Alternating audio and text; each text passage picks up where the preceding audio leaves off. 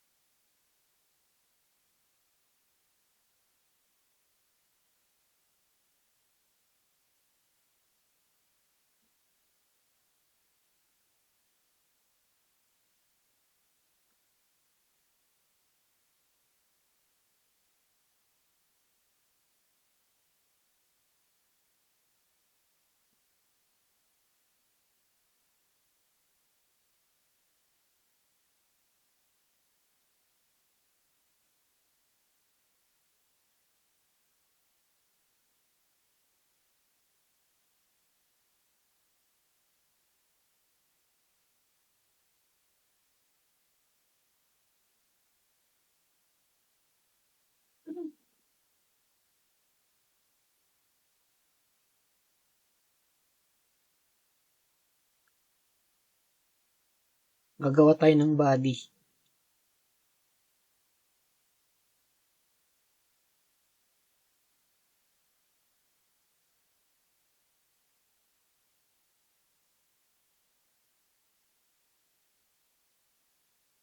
Sa loob ng body, lalagyan natin ng heading or H1. So, sample, lagyan natin my first website.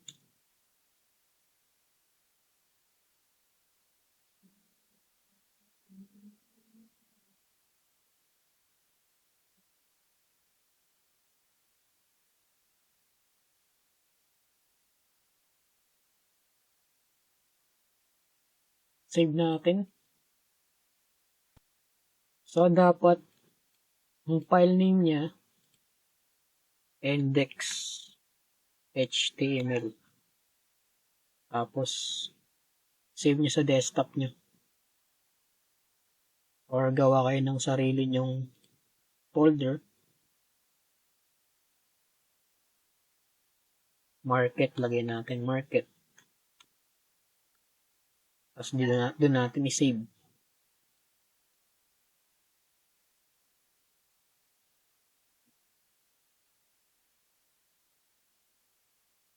Delete natin to, nag-double. So, nandito yung website natin, yung files. So, open natin. So, ito. May first website. So, gawin nating center siya.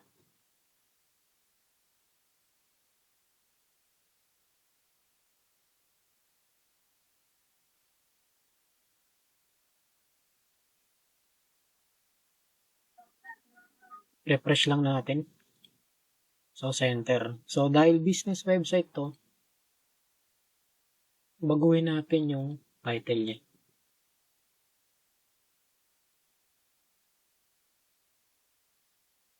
Tapos, save lang. Control S nyo na lang sa keyboard. Yan. Tapos, refresh. Yan. Shop on me. Tapos, palitan natin tong title natin. Kasi nakalagay index.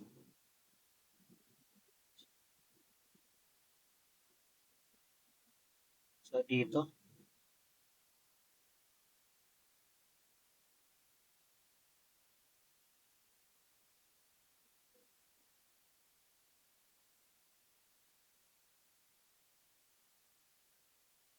lagay natin online store. Save. Tingnan natin kung babago. Ayan, online store na siya dito. Tapos, maglagay pa tayo ng some details. H3 natin para medyo maliit.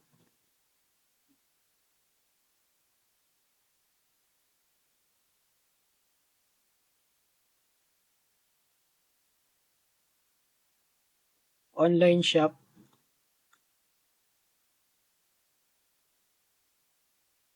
For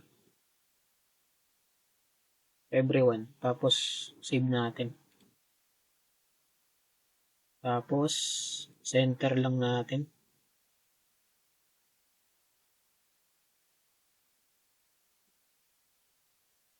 Save. So, ayan. Tapos, lalagyan naman natin ng image. So, punta tayo sa Shopee. Halimbawa, gusto nyo mag-promote ng product sa Shopee. Punta kayo dito. So, ito, meron na ako dito, speaker.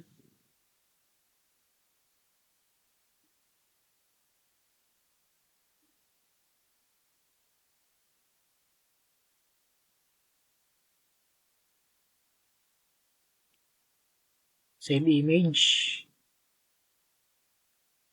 File name natin. Image 1. PNG natin. Tapos itong na-download natin, ililipat natin dun sa folder. Copy lang natin. Desktop. Itong market. Dito natin ilalagay yung na-download natin. Paste. Tapos, pupunta tayo sa code. Lagay natin code.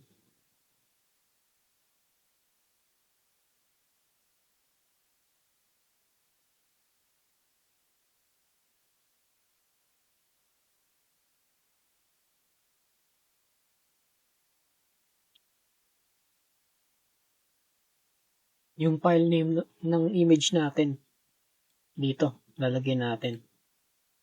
Tapos, save. Check natin sa website natin. So, ito na. So, para ma-edit yan, lumiit, gagawa tayo ng code.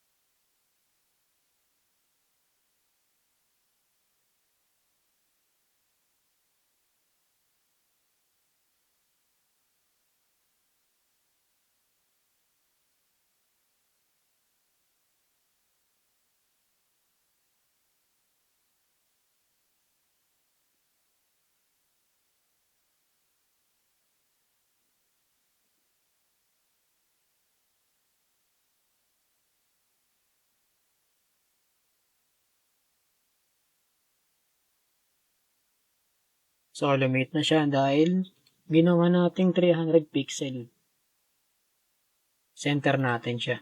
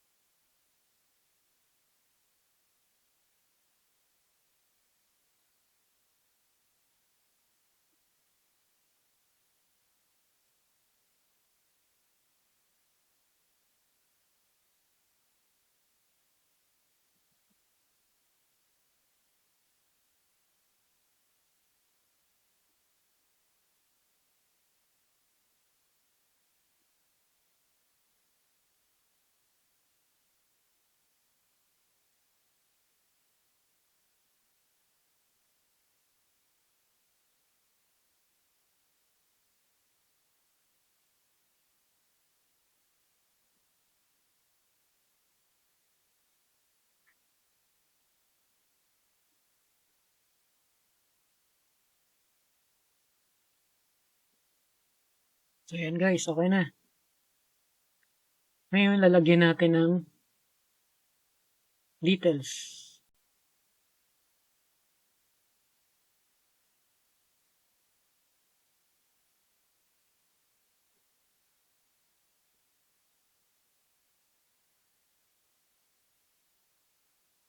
Copy lang natin to.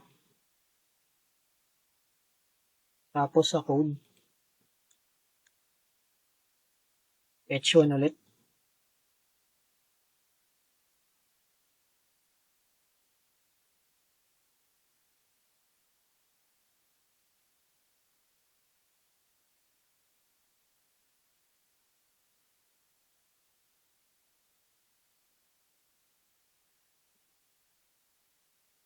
So, yan guys, medyo malaki. So, litan natin yung heading niya. H2. Gawin natin H2.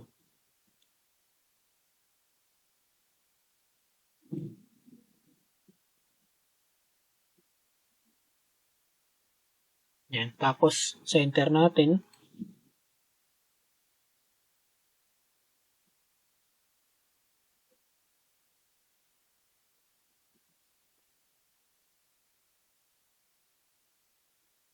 Yan. Tapos, lagyan natin ng link ng Shopee.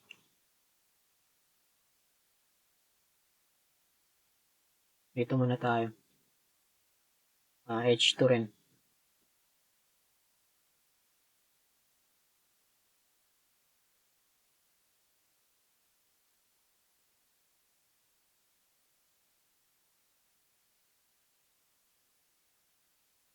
Buy now. Save. Tapos,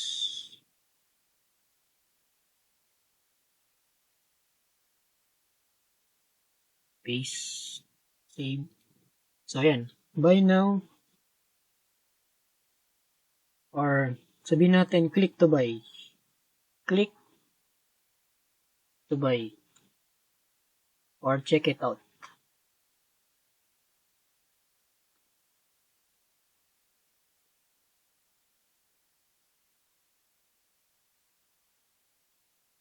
Click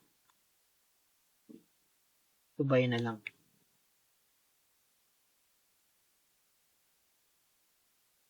Ayan. Oops.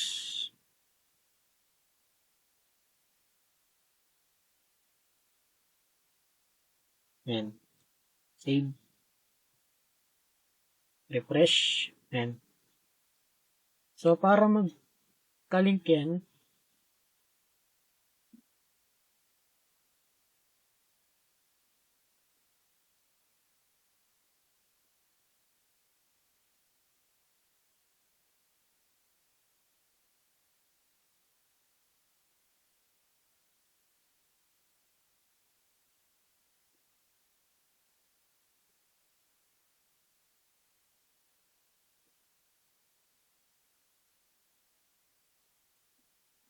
copy natin to. Copy. Sa code natin. Paste natin dito. Yan. Paste. Kaya natin. Oops. Bluetooth.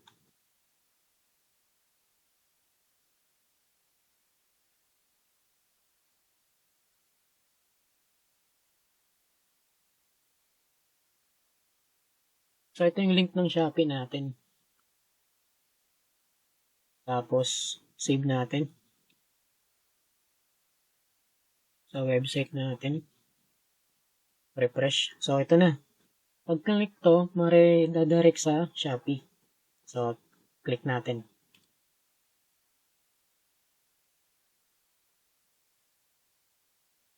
So, ayan guys, na-redirect siya. So, back tayo. So, lagyan lang natin ng konting details, mga product description, mga ganun. So, balik tayo dito sa Shopee. Ito yung product description niya. Copy lang natin to.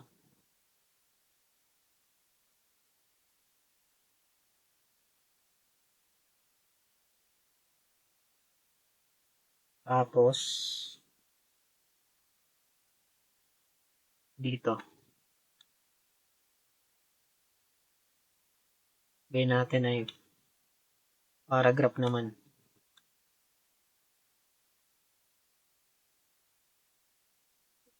Paste natin yung description.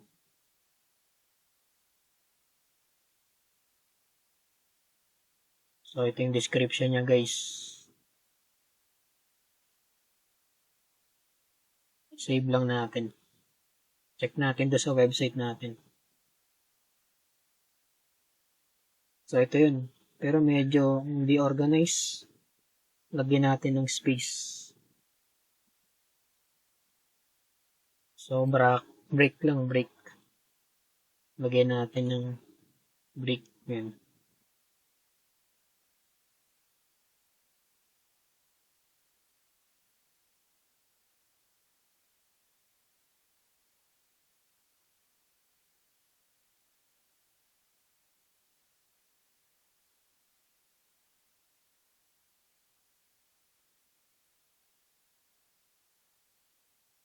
Tapos, save.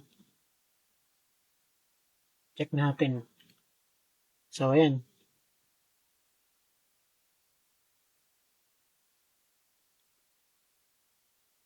Kung gusto nyo pa ng konting space, dodoblehin nyo lang yung break.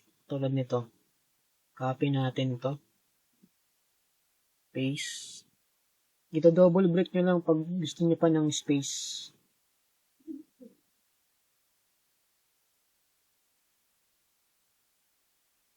Ayan.